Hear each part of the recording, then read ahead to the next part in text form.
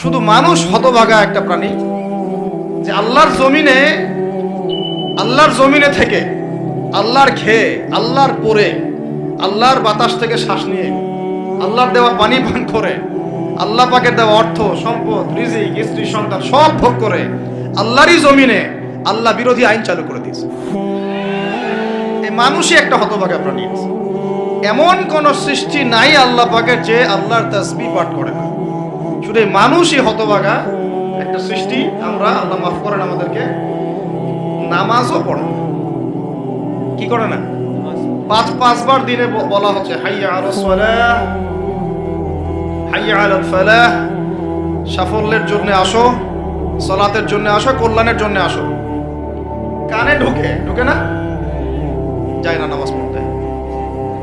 কোরআন, ওই যে বললাম বাসায়, সবার বাসায় কোরআন আছে। এমন কোন ব্যক্তি আছেন আপনারা যে আপনাদের বাসায় কোরআন নাই?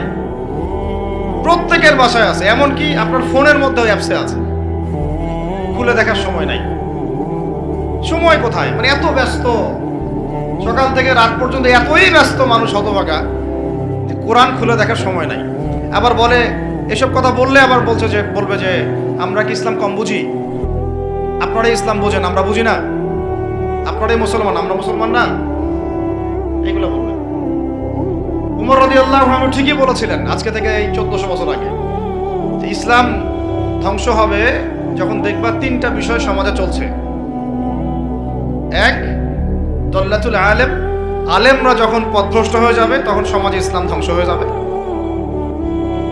দুই, ওয়াল আইম্মাতুল মুদিল্লিন, যখন আসবে এমন কিছু শাসক যারা পথভ্রষ্ট, মুদিল্লিন, তখন সমাজ ইসলাম ধ্বংস হবে।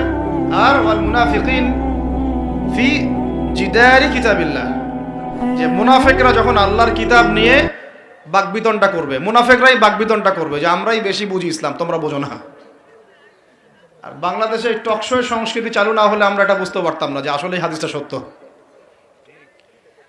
মাথার উপর দিয়ে যায় কথা কিছু না, পরে লেকচার রিপিট শুনে নিন। মূল জায়গায় আসি। কোরআন ঘরে আসে, আমরা তেলাওয়াত করি না। নামাজের আজান কানে আসে, নামাজে যাই না। শেষ রাত্রে আল্লাহ পাক প্রথম আসমানে নেমে আসেন। কিভাবে নেমে আসেন আমরা জানি না, ওইটার কাইফিয়ত ব্যাখ্যা করার আমাদের দরকারও নাই। আল্লাহ পাক বলেছেন, বাস ঈমান রাখি। এবং আল্লাহ পাক আহ্বান করতে থাকেন, কে আছো আমার কাছে কিছু চাইবা আমি তোমাকে দিব, সুবহানাল্লাহ। কে আছো আমাকে ডাকবা আমি তোমার ডাকে সাড়া দিব। কে আছো আমার কাছে ক্ষমা চাইবা আমি ক্ষমা করে দিব। এইভাবে ফজর পর্যন্ত আল্লাহ পাক আহ্বান করতে থাকেন। আমরা ওই সময় ফেসবুক চালাই, রিল্যাক্সে ঘুম দেই। তাহলে নামাজের আজান কানে যায়, নামাজ পড়ি না, কোরআন বাসায় আছে, তেলাওয়াত করি না, খুলেও দেখি না, 40 কুলখানি বাদ দিয়ে। আর শেষ রাত্রে আল্লাহ পাক আহ্বান করতে থাকেন, আমি উঠে ওযু করে 2টা রাকাত নামাজ পড়ে একটু দোয়া করব, সেটা পারি না। এই আমি আবার যখন দিনের বেলায় এলেম শিখতে যাই, এমন জায়গায় এলেম শিখতে যাই যেখানে নারী পুরুষ একাকার অবস্থা, ফ্রি মিক্সিং। আমি এমন এলেম শিখতে চাই যে এলেমটা আমাকে 20 বছরে 20টা সূরাও শিখায় না, 20টা হাদিস আপনার মুখস্থ নাই। আমি চ্যালেঞ্জ করতেছি আপনাকে, 20টা হাদিস আপনি দাঁড়ায় বলেন, ছোট ছোট হাদিস খালি। যেমন আমিরুল মুমিনিন উমর ইবনে খাত্তাব রাদিয়াল্লাহু আনহু قال قال رسول الله صلى الله عليه وسلم انما الاعمال بالنيات وانما لكل امرئ ما نوى فمن كانت هجرته الى الله ورسوله فهجرته الى الله ورسوله ومن كانت هجرته الى الدنيا يصيبها او امرأة يتزوجها فهجرته الى ما هاجر ইলাইহি। এরকম ছোট্ট আপনি আমাকে 20টা হাদিস শুনান। যারা 20 বছর পড়াশোনা করেছেন জেনারেল লাইনে, দাঁড়ান দেখি কার সাহস আছে। তো এই হচ্ছে আপনাদের শিক্ষার অবস্থা। তারপরে আপনি আবার যখন চাকরি ক্ষেত্রে যান, ঘুষ ছাড়া আপনার চাকরি হচ্ছে না। এই হলো অর্থনৈতিক জীবনের অবস্থা। আবার চাকরি, ব্যবসা, বাণিজ্য যাই করছেন, এর মধ্যে ম্যান্ডেটরি মাস্ট বি সুদ আছে। কি আছে? এই মাপে কম দেওয়া তো আছেই, অন্যের সম্পদ আত্মসাৎ তো আছেই, পণ্যে ভেজাল দেওয়া তো আছেই, তারপরে সিন্ডিকেট তো আছেই, যেটার দাম এখন এই রজবের কয় তারিখ? রজবের 14-15 হবে না? তো এই রজবের 14-15-তে যে পণ্যের দাম 200 টাকা, 1.5 মাস পরেই সেই পণ্যের দাম হবে 400 টাকা। এই হলো অর্থনৈতিক জীবনের অবস্থা। আর সুদের সাথে সম্পৃক্ত না হলে তো আমাদের ঘুম হচ্ছে না। বাংলাদেশের ৬৪,০০০ গ্রাম বাংলা বলি না আমরা, ৬৪,০০০ গ্রাম বাংলায় একাধিক সুদী এনজিও আছে। সবাই সুদী কারবার করতেছে। আমাদের মা বোনরা ওখানে সমিতিতে নাম লেখাচ্ছে, আমরাও নাম লিখাইছি। অনেকে কিস্তি শোধ করতে হচ্ছে, জমি বন্ধক রাখো, বাছুর বন্ধক রাখো, গরু বন্ধক রাখো। শেষমেশ ধনীরা ধনী হচ্ছে, গরিবরা গরিব হচ্ছে। কারণ আল্লাহ পাক এই কিতাবের মধ্যেই বলেছেন, সূরা বাকারার শেষের দিকে আছে যে ইয়া আইয়ুহাল্লাযীনা আমানু, হে মুমিনগণ, ইত্তাকুল্লাহ, আল্লাহকে ভয় করো, ওয়া যারু মা বাকিয়া মিনার রিবা, সুদ ছেড়ে দাও, ইন কুনতুম মুমিনিন, যদি মুমিন হয়ে থাকো, ওয়া ইল্লাম তাফআলু, সুদ যদি না ছাড়ো, ফাআযানু বিহারবিন মিনাল্লাহি ওয়া রাসূলিহি, আল্লাহ এবং তার রাসূলের সাথে যুদ্ধের ঘোষণা শুনে রাখো। আয়াত বুঝলেন? আয়াতটা কি বুঝলেন? আল্লাহ পাক বলছেন যারা সুদ খায় বা সুদ না ছাড়ে এরা আল্লাহ এবং তার রাসূল মুহাম্মদ সাল্লাল্লাহু আলাইহি ওয়াসাল্লামের বিরুদ্ধে অস্ত্র নিয়ে দাঁড়ায় আছে। তো আপনার আমার কল্যাণ হবে না ভাই? দুনিয়ায় পরকালে কল্যাণ হবে না? আমরা হাউজে কাউসারের পানি তো পাবো ইনশাআল্লাহ, আমরা কবরের উত্তর তো দিতে পারবো ইনশাআল্লাহ। আমাদের জন্য নবী সাল্লাল্লাহু আলাইহি ওয়াসাল্লাম সুপারিশ তো করবেন ইনশাআল্লাহ, সুপারিশ তো নবীজি করবেন, এটা ঠিক আছে, এটা তো ঠিক আছে। কিন্তু কোরআনে যে আল্লাহ পাক বললেন যে সুদ যদি তোমরা না ছাড়ো তাহলে জেনে রেখো তোমরা আল্লাহ এবং তার রাসূলের বিরুদ্ধে যুদ্ধ করতেছো। তো এখন এইটা আমরা কিভাবে আল্লাহ পাককে বুঝ দিব? দুনিয়াতে না বুঝ দিলাম, দুনিয়াতে হয়তো কারো ক্ষমতা আছে, জবানটা বন্ধ করে দিল, এই কথা বলতে পারবেন না, চুপ একদম, সম্ভব কিনা? দুনিয়াতে হয়তো সুদের মহাজন যারা একত্রিত হয়ে দেখা গেল যে একে তো সরাইতে হবে রাস্তা থেকে, এ তো মারাত্মক কথা বলতেছে, সরাই না হয় দিল, হতেও তো পারে, ইতিহাসে হয় নাই এমন। তারপরে কারো হয়তো দুনিয়াবি স্বার্থ আছে, বুঝাচ্ছে আমার বউ আছে, বাচ্চা আছে, চাকরি বাকরি কেমনে ছাড়ি ইত্যাদি। তো সব না হয় বুঝলাম, আল্লাহ পাকের সামনে আপনি এখন কি বুঝটা দিবেন? রাসূলের সামনে দাঁড়ায় কি বুঝটা দিবেন? দিতে হবে কি না জবাবটা? আজ হোক আর কাল হোক দিতে হবে কি না? পরকালে যেতে হবে তো নাকি? তো তাই যদি হয়, এটা যদি আমাদের ফাইনাল ডেস্টিনেশন হয়, চূড়ান্ত গন্তব্য হয়, তাহলে কোন ব্যক্তি বুদ্ধিমান, যে দুনিয়াতে সংশোধিত হয় সে, নাকি পরকালে যে ব্যক্তি অপেক্ষায় বসে থাকে সে? তো এখন তাহলে সুদ খাচ্ছে কে? আপনি আমি নিজেই। কে খাচ্ছে তাহলে?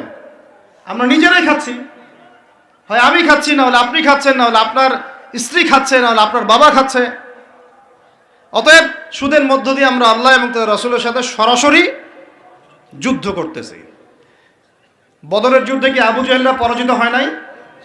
উহুদের যুদ্ধে, খন্দকের যুদ্ধে, মুতা, ইয়ারমুকে, এই শতাব্দীর পর শতাব্দী আল্লাহ এবং তার রাসূলের বিরুদ্ধে যারা দাঁড়াইছে তারা কি কখনো টিকতে পারছে? আজকে পশ্চিমারা সারা বিশ্বকে এভাবে সুদখোর বানিয়ে দিয়েছে, আর প্রত্যেকটা মুসলিম কান্ট্রি এর খপ্পরে পড়ে গেছে, বের হতে পারতেছে না। বের হওয়ার জন্য শুধু একটা জিনিস দরকার, একটা জিনিস, সেটা হচ্ছে আল্লাহ এবং তার রাসূলের প্রতি পরিপূর্ণ বিশ্বাস, ঈমান। এইটা আমাদের অর্জন হয় নাই, এটাই সত্য কথা। অর্জন যদি হতো তাহলে আমরা বিকল্প চিন্তা করতে পারতাম। অনলাইনে যারা আপনাদেরকে এইসব তালগোল মার্কা কথাবার্তা বুঝায়, যে কাগজের টাকা নিয়ে উল্টাপাল্টা কথা বলছে, ইলেকট্রনিক মানি নিয়ে উল্টাপাল্টা কথা বলতেছে, বিটকয়েন, ক্রিপ্টোকারেন্সি নিয়ে কথা বলতেছে উল্টাপাল্টা, ভাই এগুলো আমরা জেনে বুঝে কথা বলতেছি, জেনে বুঝে পড়াশোনা করে, এগুলোর উপর আমরা থিসিস করেছি ইউনিভার্সিটিতে, এগুলোর উপরেই। এমনি এমনি কথা বলতেছি না যে পেপার মানি আপনার পকেটে, আমার পকেটে যেটা আছে আপনার পকেটেও সেটাই আছে, এর ভিতরেও সুদ আছে। ইলেকট্রনিক মানি যেগুলো আমরা ইউজ করতেছি এগুলোর ভিতরেও সুদ আছে, অল্প হোক আর বেশি হোক। এর সামনে আসবে বিটকয়েন, ওইটার মধ্যে সুদের ভিতর উপর সুদ, তার উপর আসতেছে একটা সিস্টেম যেটা অলরেডি কয়েকটা কান্ট্রিতে অ্যাপ্লাই হয়ে গেছে, চায়নায়, উত্তর কোরিয়া, দক্ষিণ কোরিয়া ইত্যাদি কান্ট্রিতে। এটা হলো ক্যাশলেস সোসাইটি, মানে কোনো ক্যাশই থাকবে না সোসাইটির মধ্যে, ডিজিট থাকবে, খালি ডিজিট। মানে আপনি বলতে পারবেন না যে আমার 1 লক্ষ টাকা আছে, যদি বলি 1 লক্ষ টাকা আছে, টাকাটা আমার হাতে দেন দেখি, আপনি হাতে দিতে পারবেন না, দেওয়ার মতো কিছু নাই। ওইটা আপনার ডিজিটে থাকবে, নাম্বারে, ফিগারে, 1 লাখ, এটা ফিগার। ইতিহাসে এমন কোনো কারেন্সি আসে নাই যেটা ধরাও যায় না, ছোঁয়াও যায় না, পকেটেও রাখা যায় না, এটা আসতেছে সামনে। যারা বুঝে না এগুলা, আমরা আক্রমণাত্মক কথা বলতে চাচ্ছি না, আল্লাহ পাক তাদেরকে হেদায়েত দান করুন। যারা বুঝে না তারা মনে করতে পারে এগুলো হচ্ছে ভবিষ্যৎবাণী, আদতে এইগুলো বর্তমান বিশ্বে চলতেছে, আমাদের সে সম্পর্কে জ্ঞান নাই। আমরা অনেকেই ক্যাশলেস সোসাইটি প্রতিষ্ঠার চেষ্টা করতেছি, এটার মধ্যে যতটুকু কল্যাণ আছে না তার চেয়ে বেশি অকল্যাণ আছে।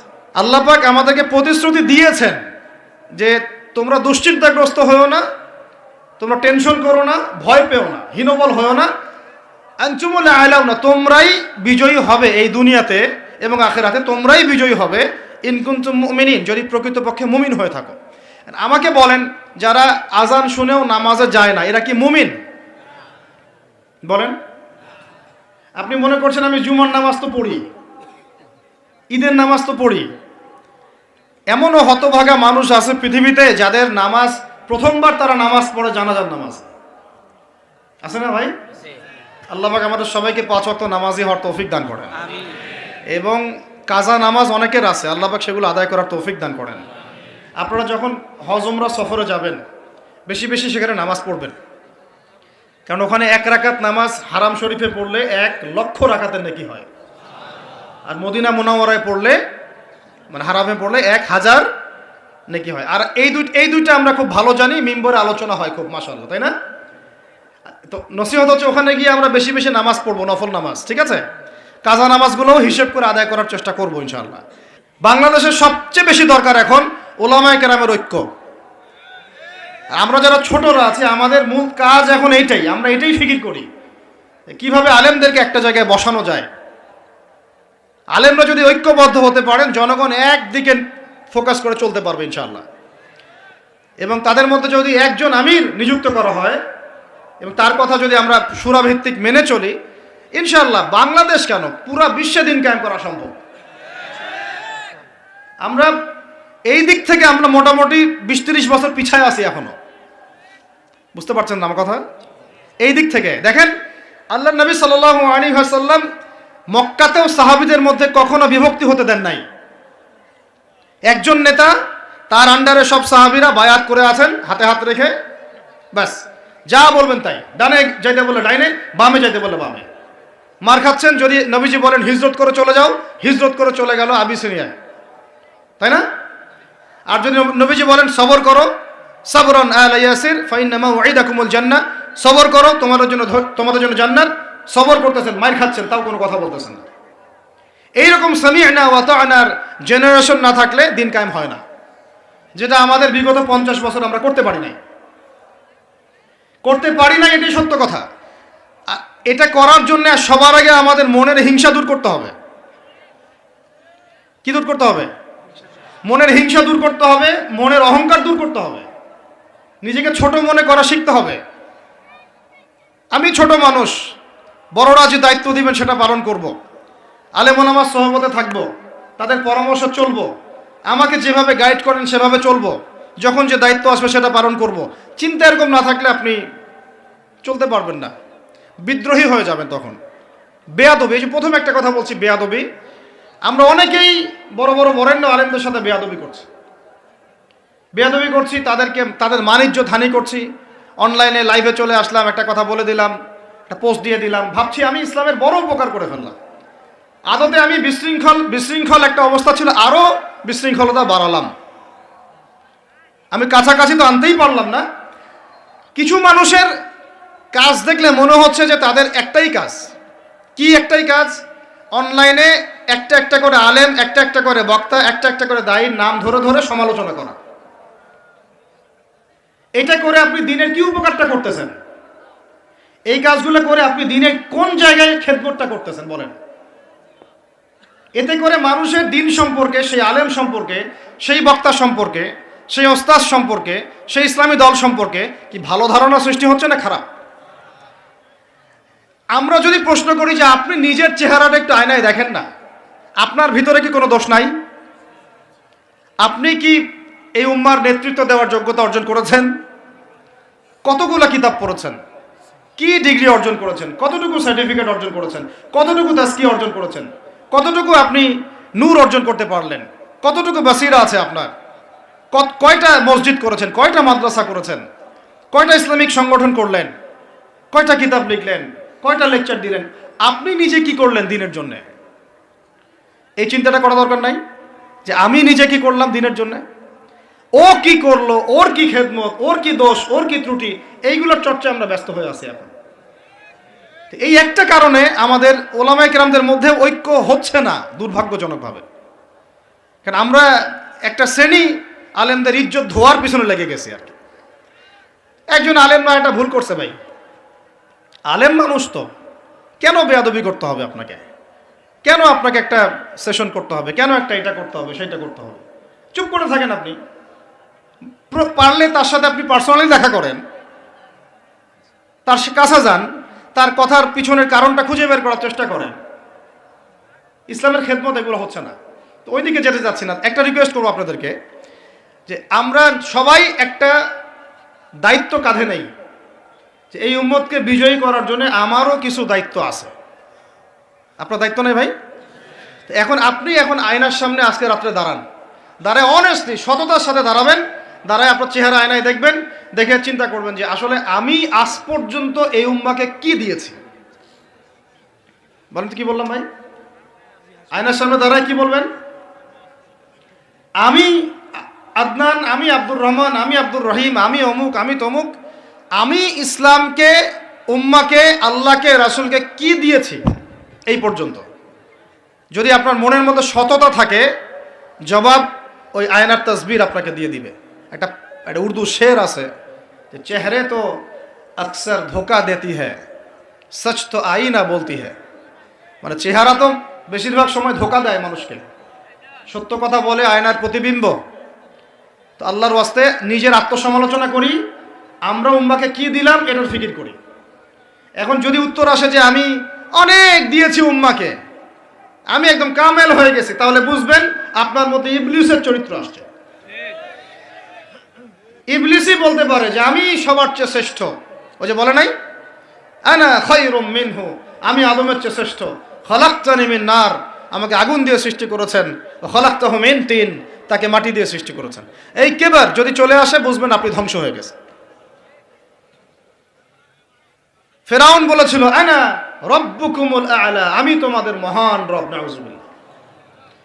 আর একজন আল্লাহর বান্দা খালি বলবে আল্লাহুম্মা ইজআলনি ফি আইনি সগীরা ওয়াজআলনি ফি আ'য়ুনিন নাসি কাবীরা।